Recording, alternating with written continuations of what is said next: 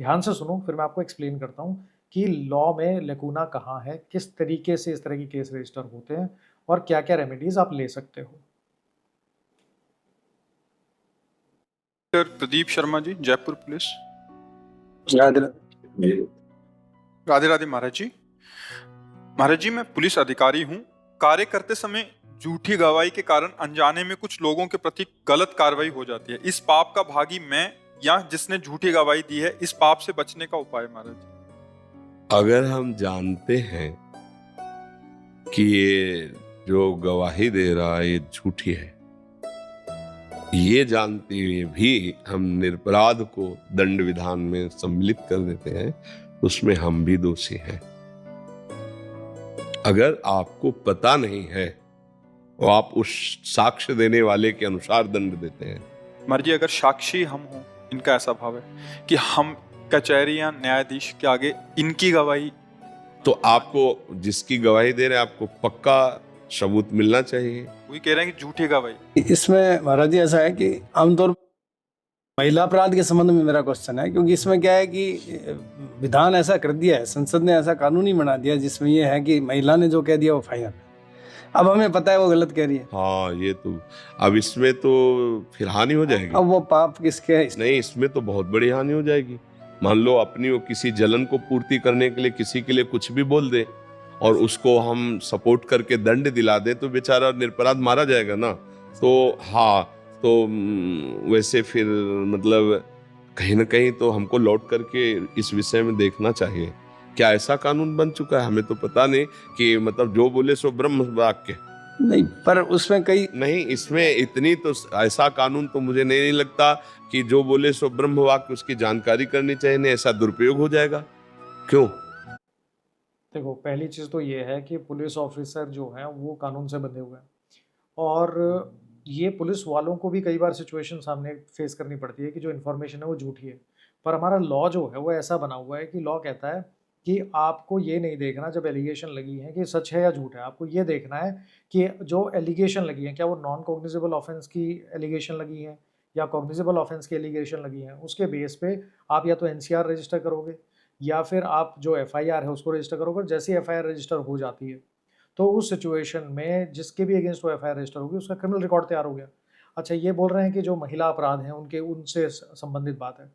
अगर कोई physical relation होता है किसी लड़की के साथ किसी का और बाद में लड़की बोलती है कि मेरा कंसेंट नहीं था, तो हमारा लॉ भी ये बोलता, भारतीय साक्ष्य अधिनियम और उससे पहले इंडियन एविडेंस एक्ट था, वो भी यही बोलते थे। वो कहते हैं कि जी लड़की ने अगर बोला कि मेरा कंसेंट नहीं था तो कोर्ट ये मान के चलेगा कि इसका कंसेंट नहीं था।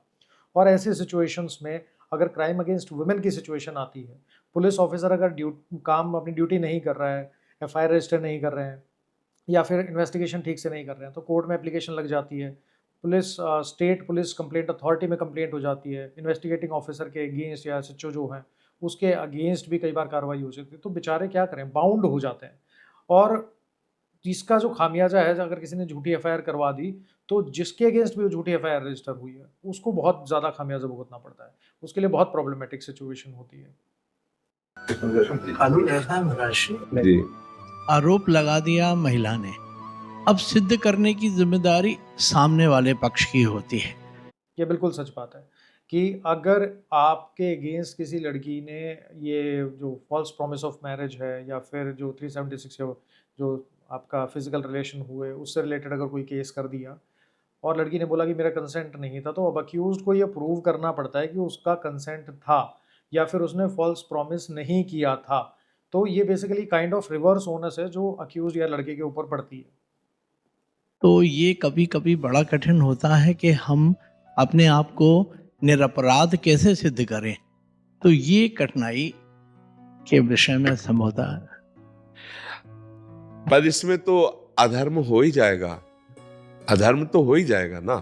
मान लो किसी द्वेषवश, ईर्ष्यावश या प्रलोभनवश किसी कारणों से, हमें नहीं कह रहे कि अगर कहीं ऐसा किसी भी माता बहन के साथ हुआ तो दंडनीय अपराध है, उसे अवश्य दंड मिलना चाहिए।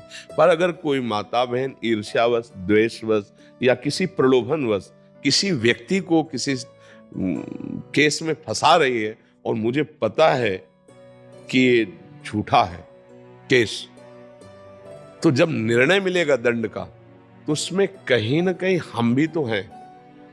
नहीं, कानून में लिखा हुआ है ये कि ऐसी स्थिति में जब महिला और पुरुष की बात में से किसकी बात को मानना है, तो महिला की बात को मानना है, कानून में है। हाँ, कानून तो महिला अगर उसको झूठे फंसा रही, उसको दंड दिलाना चाहती है, तो अब उसमें फिर आप क्या कर सकते हैं? देखिए, पहली चीज़ तो ये है कि अगर कोई लेडी किसी के अगेंस्ट एफआईआर करवाती है या कोई केस रजिस्टर करवाती है, तो पुलिस को तो काम करना पड़ेगा। और 99.9% जो पुलिस ऑफिसर हैं वो क्या करते हैं, वो कहते हैं कि लड़की जो कह रही है सच है, इन्वेस्टिगेशन इसी एंगल से करेंगे कि इसके अगेंस्ट जो ऑफेंस हुआ है, जो और जिस अक्यूज़ ने किया है उसको सज़ा मिलनी चाहिए, और सारे जो एविडेंसेस हैं वो इसी तरीके से चलते रहेंगे। और क्योंकि लॉ की प्रिजम्पशन है, तो कल की तारीख में लड़की ये एलिगेशन भी लगाती है कि पुलिस ऑफिसर ने अक्यूज़ से पैसे ले लिए, इसलिए काम नहीं कर रहे, या फिर अपनी ड्यूटी है वो नहीं कर रहे। प्रॉब्लम ये है कि अगर कोई झूठी इन्फॉर्मेशन देता है, वैसे तो कानून है कि भाई झूठी इन्फॉर्मेशन आप पब्लिक ऑफिसर को, एसएचओ को या कोर्ट में दोगे तो आपके अगेंस्ट कार्रवाई होगी, आपके अगेंस्ट अप्रोप्रिएट धाराओं में जो एफआईआर है वो रजिस्टर हो सकती है, पर्जरी का जो एलिगेशन है वो भी लग सकता है, उसका भी केस रजिस्टर हो सकता है, उसमें भी जेल हो सकती है। लेकिन अगर मान लो 99.9% केसेस में इस तरीके का कोई काउंटर होगा ही नहीं, पुलिस ऑफिसर इस तरीके की एफआईआर रजिस्टर करते नहीं है लड़की के अगेंस्ट के तूने झूठी इन्फॉर्मेशन दी है। और इसी वजह से जो जेन्युइन केसेस हैं, किसी के साथ अगर किसी लड़की के साथ कुछ गलत हो गया, वो भी अपनी इंपॉर्टेंस खो देते हैं, क्योंकि हर किसी को फिर शक की नज़र से देखना पड़ता है। अब this is the basic issue, क्योंकि केसेस इतने ज़्यादा बढ़ गए हैं हमारे देश में। अगर सबसे ज़्यादा केसेस हैं तो वो केसेस हैं या तो मैट्रिमोनियल, या फिर बॉयफ्रेंड गर्लफ्रेंड से रिलेटेड, या फिर चेक बाउंस के केसेस।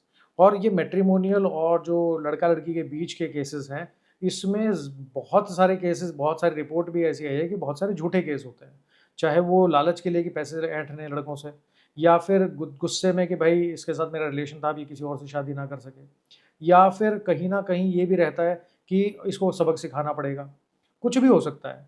तो ऐसे सिचुएशन में जो सावधानी बरतनी पड़ती है, क्योंकि लॉ का जो इम्प्लीमेंटेशन है वो इस तरीके का है कि अगर लड़के के अगेंस्ट एफआईआर हो गई तो उसकी एजुकेशन भी ख़राब हो जाती है, करियर भी ख़राब हो जाता है, आने वाले टाइम में वो कहीं सरकारी नौकरी करने लायक नहीं रहता। और बाय द टाइम केसेस इतने धीरे चलते हैं कि जिसकी वजह से कि अगर आप केस जीत भी गए, आपके पास सिर्फ एक उम्मीद होती है कि केस में कल की तारीख में हम बरी हो जाएंगे, लेकिन अगर आप बरी हो भी गए तो उसमें 8-10 साल निकल चुके होंगे, उसके बाद आप ना इधर के रहते हो ना उधर के रहते हो। अब आप जानते हैं, लेकिन अब मुझे तो ये बात थोड़ा कम समझ में आ रही है। निर्भया कांड के बाद एक कानून में अमेंडमेंट कर दिया था। अच्छा, मुझे लगता है कि परीक्षण होना चाहिए, सच्ची बात होनी चाहिए। पुरुष में ही केवल विकार है ऐसा तो नहीं हो सकता ना, दोनों शरीरों में विकारों की उत्पत्ति होती है। तो अगर क्रोध विकार, ईर्ष्या विकार या द्वेष विकार के अंतर्गत ऐसे किसी को फंसाया जाए, हम कह रहे हैं अगर अपराध है तो दंड मिलना चाहिए। अगर वो निरपराध है और उसे फंसाया जा रहा है, तो मतलब निर्दोष को दंड मिलने से तो पूरा सिस्टम बाधित हो जाएगा। अब ये सिस्टम का ही इशू है, क्योंकि हमारे सिस्टम में ऑल्दो ये प्रिजम्पशन है कि जब तक आपके अगेंस्ट केस चलेगा आप मान के चलेंगे कि आप इनोसेंट हो, लेकिन जहाँ रिवर्स ओनर्स की बात आती है वहाँ आपको गवाहियाँ इस तरीके से करनी पड़ती हैं, सबूत ऐसे देने पड़ते हैं कि आप सच में अक्यूज्ड हो, आपके अगेंस्ट तो सज़ा की जो तलवार वो गले पे लटक रही है। अगर आपने भी इसको प्रूव नहीं किया तो 100% ये है कि आपके कन्विक्शन होने के चांसेस होंगे। और ये सिचुएशन बहुत बहुत ज़्यादा चिंताजनक है। और स्पेशली इसमें जो रिसीविंग एंड पे है वो इंडियन मेल यानी मैन है, जो स्पेशली जो झूठे केसेस में, अगर कोई सच्चा केस है, किसी ने किसी के साथ गलत किया, उसको सज़ा मिले बिल्कुल ठीक है, लेकिन जो झूठे केसेस हैं उनके ऊपर भी तो लगाम लगनी चाहिए। छोटा सा उदाहरण दूंगा मैं। एक बस में कंडक्टर ने एक महिला को रिजर्व सीट से उठा दिया जी और उसको कहा पीछे बैठ जाओ, ये रिजर्व सीट है, इस पे X पर्सन बैठेगा। जी। महिला ने नीचे उतरते ही थाने में आई और उसने ये आरोप लगाया इसने मेरे को घूर के देखा। अब घूर के देखना एक अपराध है कानून की दृष्टि से, महिला को गलत दृष्टि से घूरना। जी उसने देखा होगा घूर के, लेकिन उसने इस हिसाब से कि भाई तू यहाँ से उठ जा। जी जी। अब उस स्थिति में अब मैं क्या करूँ? अब उसका प्रारब्ध भोग भी उपस्थित होगा। अब तो कानून अगर बल है तो दंड विधान तो फिर लागू ही होता है। देखो, सबसे बड़ी चीज़ ये है कि अगर आप किसी लेडी को घूर रहे हो, जो स्टेयरिंग है, स्टॉकिंग है, आप किसी का पीछा कर रहे हो ऑनलाइन ऑफलाइन दोनों, तो उन दोनों ही सिचुएशन में सज़ा का प्रोविज़न है, एफआईआर का प्रोविज़न है। अगर लड़की सेम स्टॉकिंग कर रही है किसी लड़के की तो उसमें क्रिमिनल केस नहीं बनता, वो सिविल इंजंक्शन आपको फाइल करना पड़ेगा, लेकिन सिविल केस में चलने में, प्रूव होने में बहुत टाइम लग जाता है। क्रिमिनल देखा जाए एंगल में तो सिर्फ एक जेंडर के अगेंस्ट ही एफआईआर हो सकती है, क्योंकि दूसरे जेंडर को विक्टिम समझा ही नहीं जा सकता इस कानून में। इस स्थिति में हमारा हम कहाँ खड़े हैं उस स्थिति में, मैं ये जानना चाह रहा था। नहीं, कानून के अंतर्गत आप एक कानून के सेवक हैं, तो आपको कानून के अनुसार ही चलना होगा। हाँ, फिर इसीलिए बहुत सावधानी वर्णन की गई। नहीं, फिर राजा को भी नर्क मिलता है, ये भी ध्यान रखना। राजा को भी स्वर्ग और परम पद की प्राप्ति प्रजा से ही होती है, और राजा को भी नर्क और दुर्गति की प्राप्ति प्रजा से ही होती है। देखो बाप गुरुजी ने, महाराज जी ने बिल्कुल ठीक बात बोली, लेकिन अब स्वर्ग किसने देखा, नरक किसने देखा? ये तो जो जीवित हैं हम लोग, ये स्वर्ग नरक इस धरती पे ही होना चाहिए, क्योंकि जो अगर दुख में आपका जीवन कटेगा तो नरक है, और अगर सुख में कटेगा तो स्वर्ग है।